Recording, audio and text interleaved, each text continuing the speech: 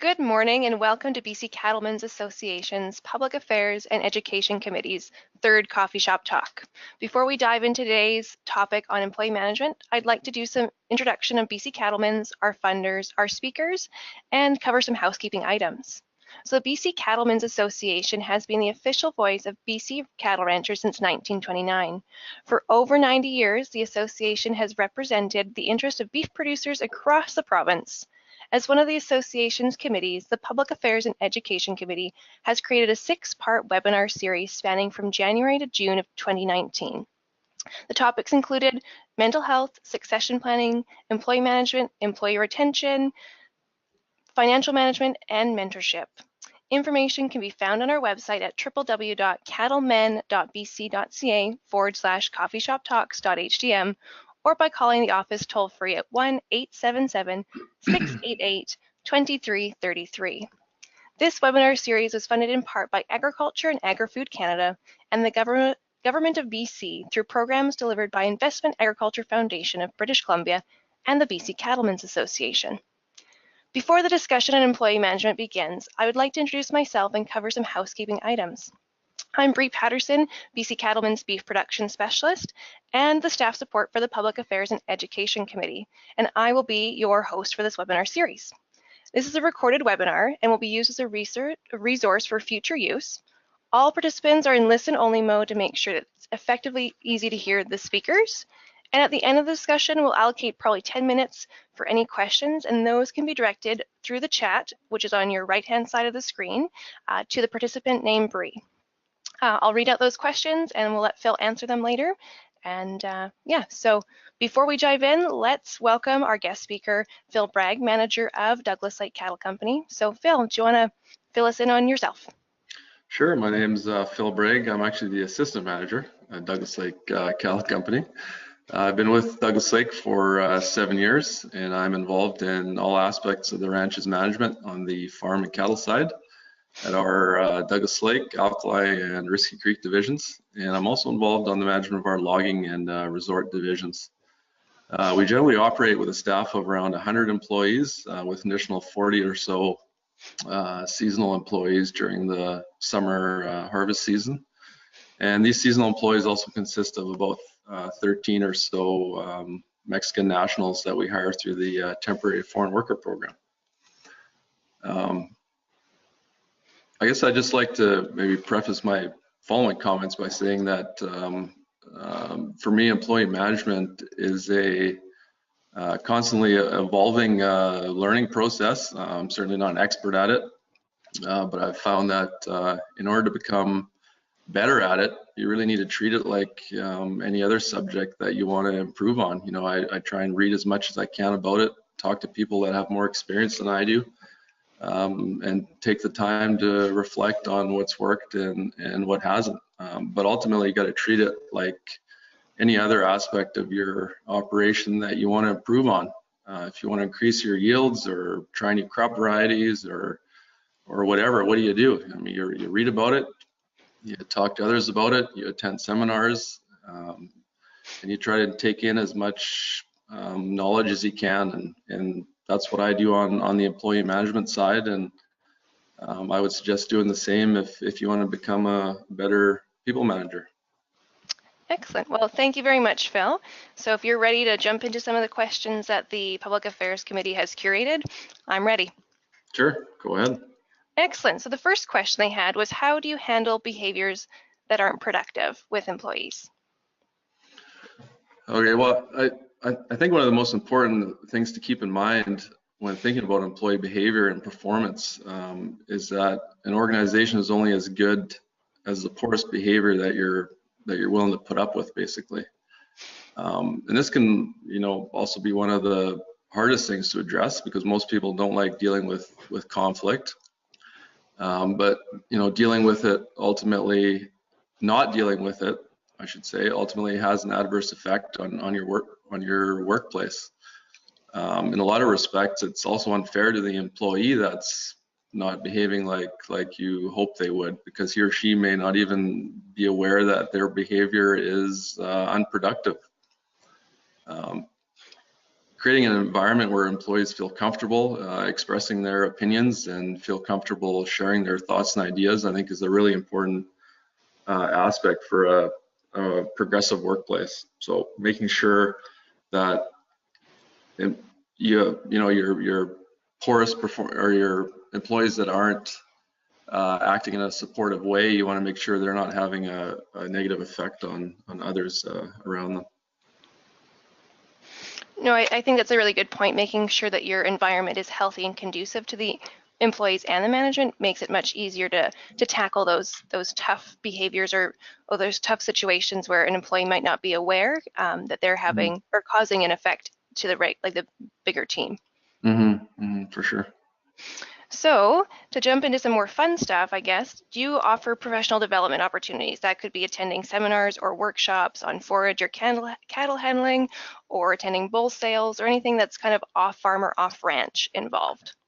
Yeah, for sure. We try and encourage employees to attend, professional development classes, whether it's employee management seminars for management staff, or attending equipment shows, cattle handling seminars, crop production seminars, that type of thing, and we'll pay for employees to attend these events. And I think, aside from the learning opportunities, it also allows staff to leave the workplace together and to do an activity outside of a regular workday, which also helps on the team building side. Just to travel from the ranch to wherever it is that the seminar is being held and talking about stuff that's maybe not work related, and being in an environment together outside of the workplace, I think is really helpful to build team cohesion. And we also train in-house quite a few, on the farm side anyway, quite a few employees to become Class 1 drivers, and any professional development seminars that come along, we offer those to the employees, and quite a few of them take those up. That sounds really awesome, and sounds like a great work environment to be in, where you can continue to grow and add to your resume as well. So talking about training, how much time would management put into training an employee? I guess in their first, often when you talk about large corporations, they call it onboarding. So how long would you put into helping make sure that employee's onboarded and ready to rock and roll? Well, for operation our size, there's a lot of training that's sort of mandated through WorkSafe, which in a lot of ways we would kind of do anyways. But so the days of just putting a new inexperienced equipment operator on a tractor and sort of sitting back and seeing how long it takes them to figure out how to put it into gear, I think those days are over, and we now spend quite a bit of time training new employees and younger employees to operate equipment, and then actually documenting that according to WorkSafe standards. And we also are fortunate to have a lot of long-term employees who have a lot of experience in their jobs, and this inevitably rubs off on the younger, newer employees. It's always good to have those long-term employees in the same workplace with the new employees to kind of mentor them or naturally help create a job shadow opportunity. Yes, for sure. So when do you decide you need to source help? Like what factors affect needing help? Is it seasonal? Is it job related, like calving or seeding? How do you decide you need to get employees? Well, I think this is where we might be unique to some smaller operations where employees handle a wide variety of tasks in a day. At our operation, the job tasks are quite segmented in that farm equipment operators will generally not handle cattle and vice versa. Individual job descriptions are generally quite narrow. Having said this, we do provide opportunities for employees to transfer between divisions. And as far as deciding when we need additional help, for us, that's determined by our annual operational plans that kind of dictate what the manpower requirements are for certain seasons or tasks. And that makes sense. It's like often in a smaller operation, if it's a family operation, mom and dad know how to run the equipment, and then are also capping cows and doing all the same stuff within one day. So it's Yeah, right. interesting to see how different operations, depending on what kind of commodity you're producing, as well as the size, how often you're going to need employees, or when you're going to itemize this person does this and this person does that. Yeah, yeah. It's a little easier, I think, in our operation to account for what you're going to need for labor, I feel like, because it's when the job tasks are segmented like that, Hmm. it's a lot easier to determine, what your requirements are on an annual basis or on a seasonal basis. Totally, because yeah, there's a little bit more, column and column A, column A and column B versus, a mishmash of everything. So talking about Exactly. talking about employees and different kind of job descriptions or job, columns, what would you include in an employee package? I know lots of smaller operations are not really sure what to offer, if it should be salary versus hourly, if it should include benefits like housing or medical, or what would be kind of your basic, just to give people an idea. Yeah, it's an interesting question because I often wonder about that too. You wonder, well, what does the neighbor pay for this type of work and this and that? But for us, everyone's on salary, or most everybody's on salary based on a 174-hour month. However, obviously, actual hours worked will often exceed that, depending on the time of year. But our starting salary for, let's say, an inexperienced equipment operator is generally around 2,500 a month, which includes either bunkhouse accommodations where we provide the meals as a taxable benefit, or family housing, and the company will pay for the utilities and upkeep of the house. And then after a 90-day probation period, if we're comfortable with the employee and all that, we will offer our benefits package, which includes medical, dental, extended health, and all that. And after 2 years of employment, their employees are also eligible for our company RRSP program, in which the company will match contributions up to, I believe, 3.2% of salary.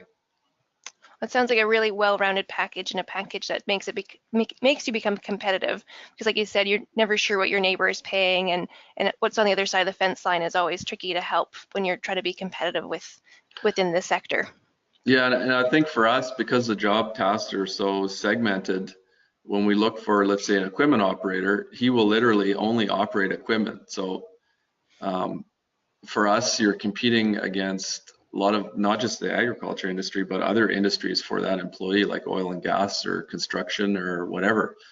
Because if the person is just going to be running equipment, sometimes or oftentimes he can do a lot better working elsewhere. But the employees that ultimately last the longest are the ones that are making the change or wanting to come to the ranch for lifestyle reasons versus the money maybe.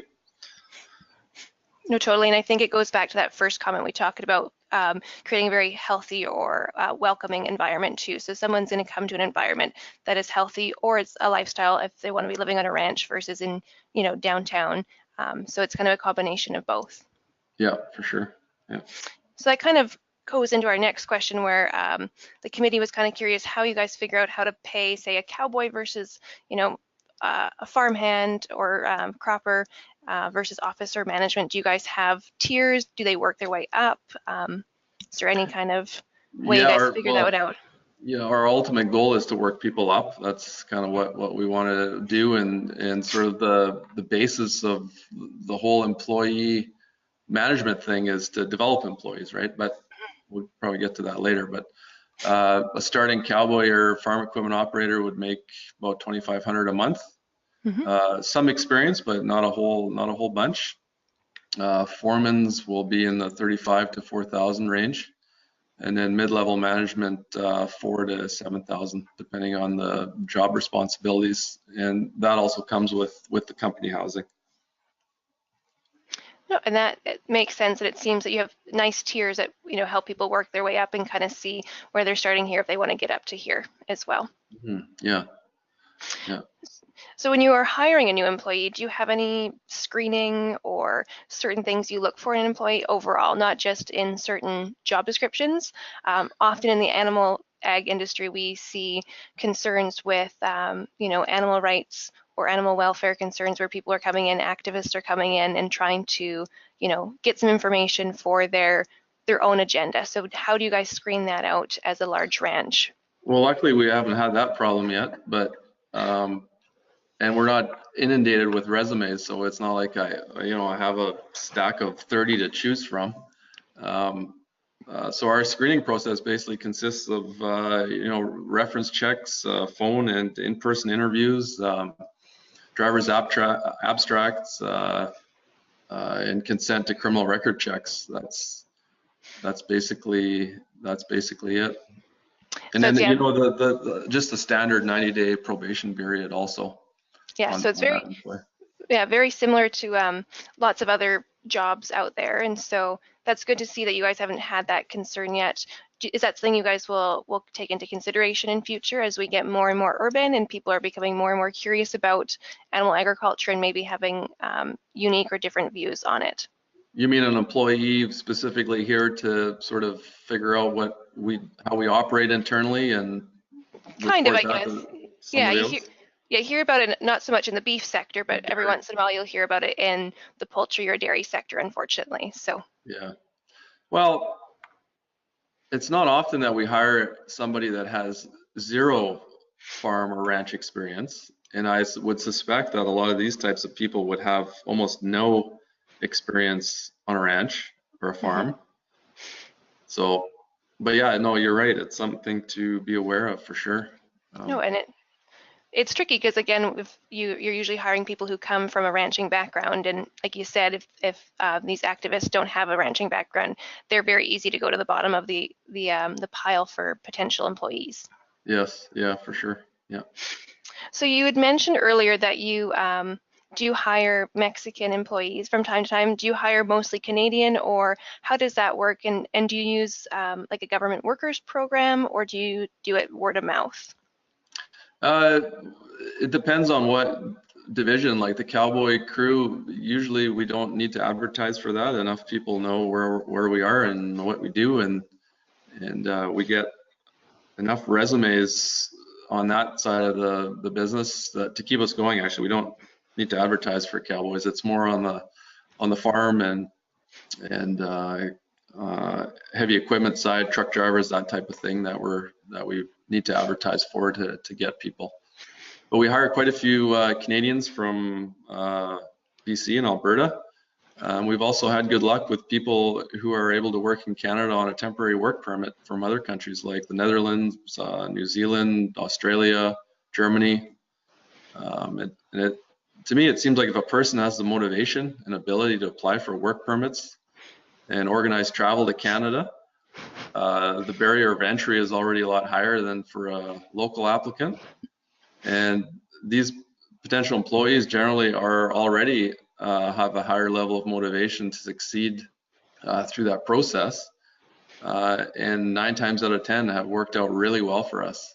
They've been great, and a lot of them have we've sponsored them through various programs, and they've gotten a landed immigrant status and have worked here for 4 or 5 years. Oh, that's awesome. Because I know lots of people will often, especially for smaller operations, just hire, the neighbor or someone down the road. But every once in a while, you hear about smaller farms or ranches reaching out to some of these foreign worker programs, or like I think there's a program called Agri Ventures where people across the world can go to different ag operations, and it's I think targeted to younger people, so that 18 to maybe 30 age. So I wasn't sure if that was one way that Douglas Lake brought people in as well, or if it was again mostly word of mouth. And again, if, like you said, when you have foreign workers who have taken the time to get their way to Canada, they're obviously motivated and interested to work for you guys. Yeah, we don't actively recruit or advertise outside of Canada for work on the ranch here, but we've thought about a few times doing it for us. Almost, we've had, I don't know, 30 or more Australian employees over the last 5 years, and I think 29 of them have been really good employees. So I don't know if that's just a trend in Australia or what, but we've thought a few times about advertising in a local ag paper in Australia to attract more of them, because they really have been really good, Australia and New Zealand. That's awesome to hear. So how do you keep your employees engaged? You're obviously a very remote ranch, and you're not super close to, a downtown urban center where people might have opportunities to do other activities or fun things. So how do you keep people engaged on the ranch? Do you guys do stuff on the ranch to keep like a community atmosphere type thing, or what all happens at Douglas Lake to keep people there?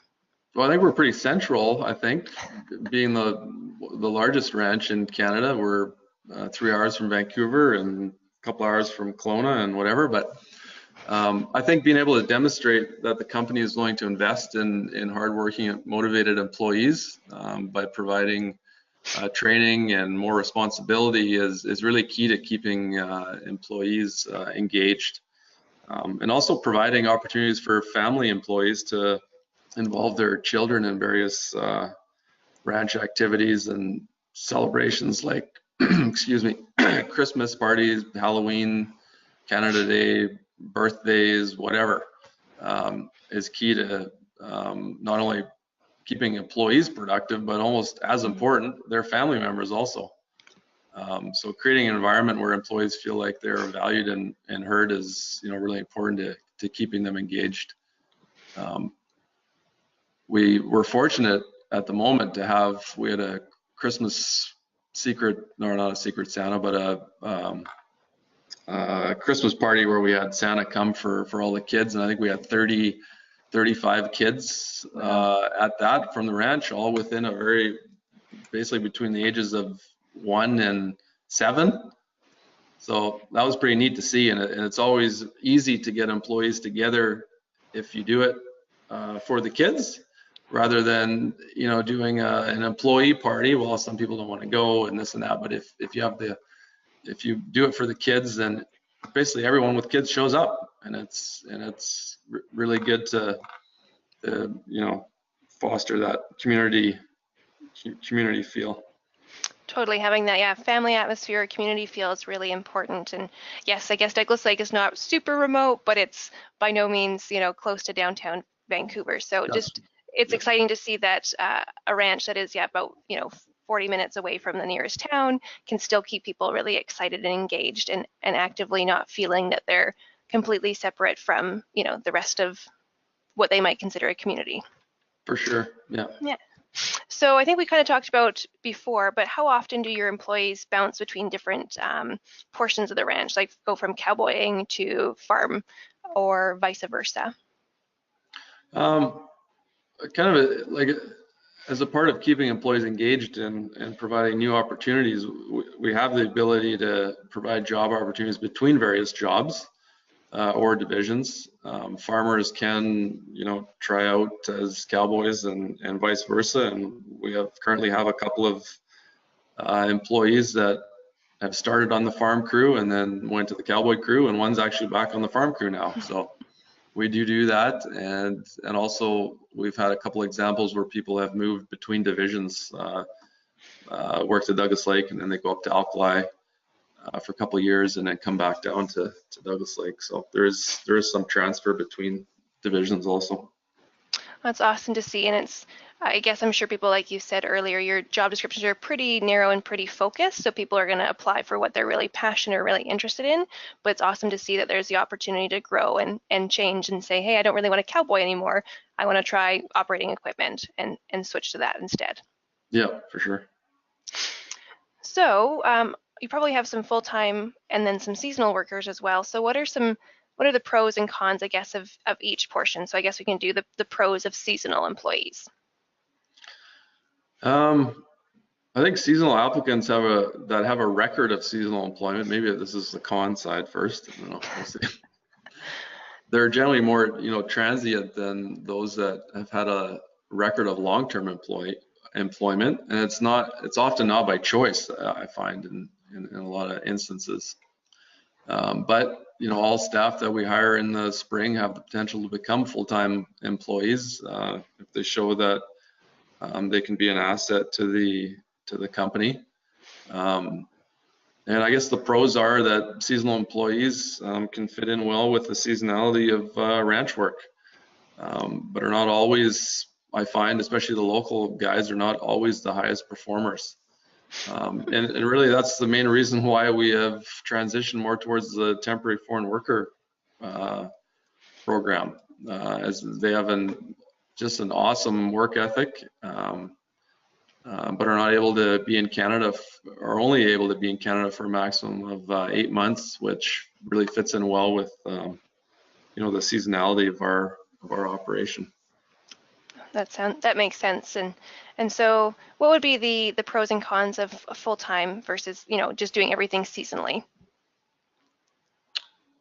Well, we have to operate seasonally because we're in a seasonal business.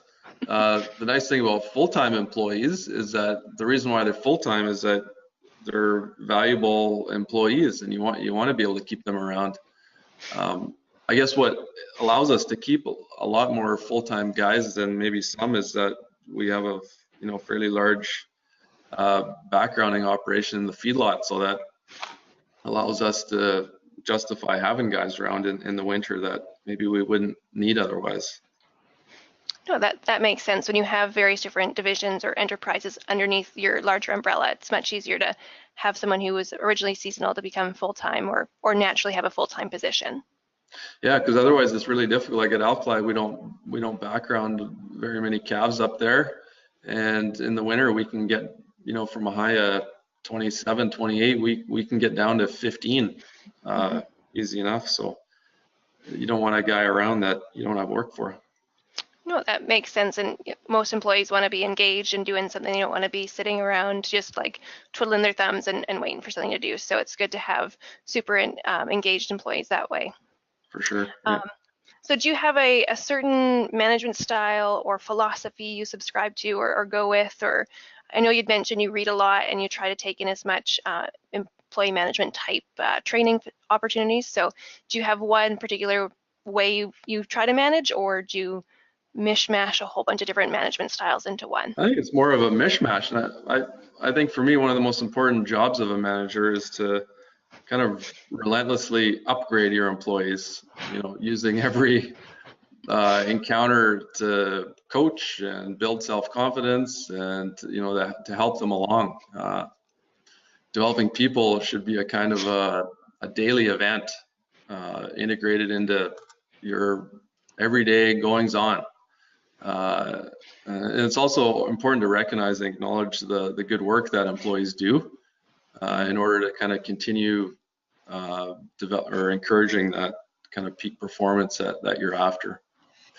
And I think managers also need to make sure people can see the vision of the future, or where you want the organization to go, and be able to motivate people to buy into that.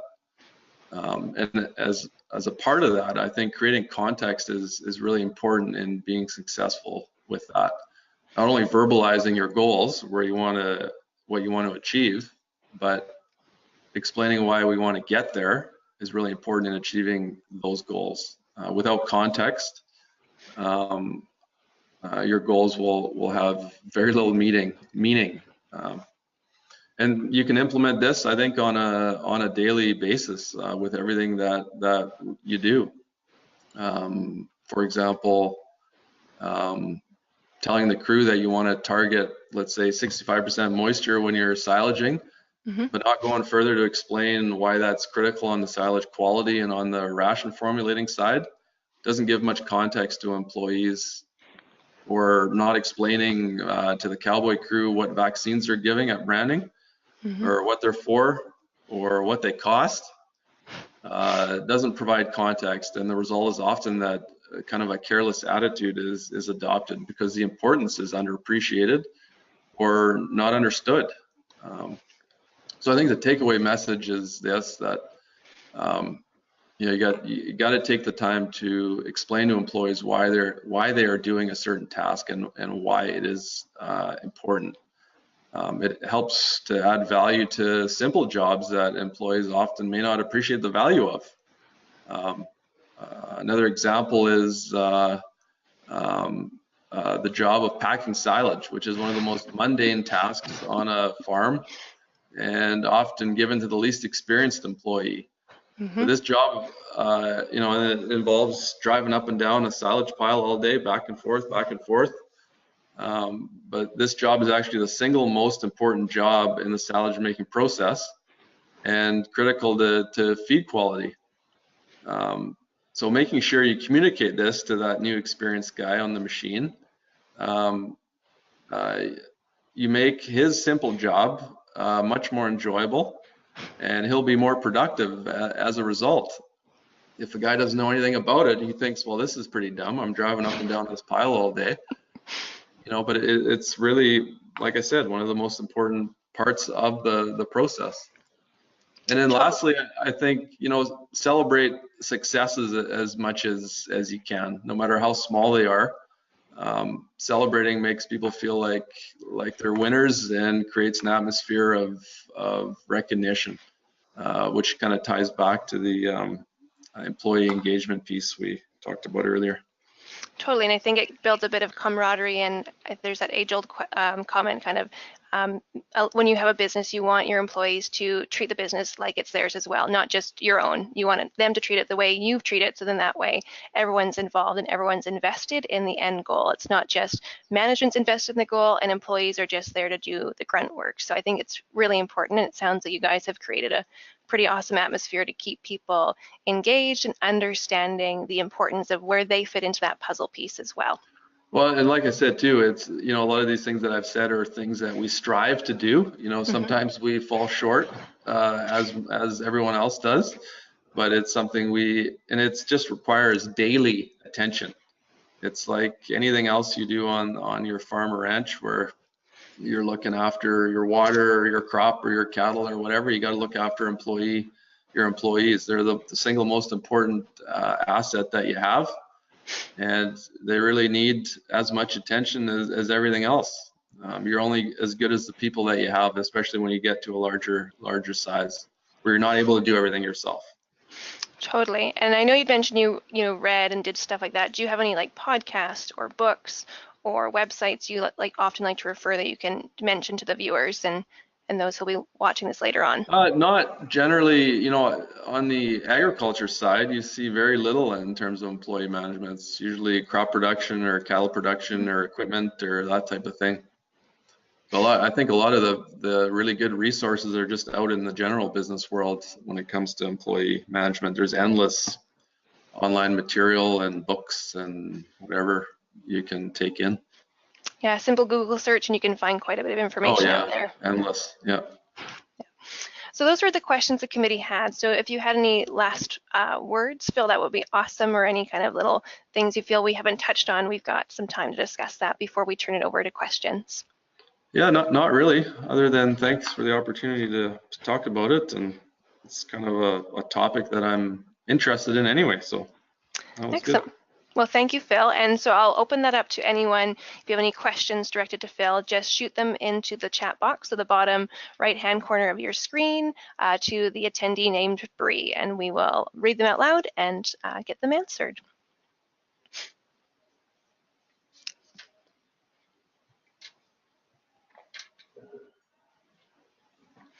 So yes, thank you again, Phil, for joining us. And while we wait for any questions to come in, I'll just remind people that they can view this recorded viewing on our website in the next few weeks, and that website address is www.cattlemen.bc.ca/coffeeshoptalks. If you forget the website address, you're welcome to give us a shout at the office toll free at 1-877-688-2333. And I see we have one question coming in, and so the question is, how long does it take to train a foreign worker as a seasonal employee?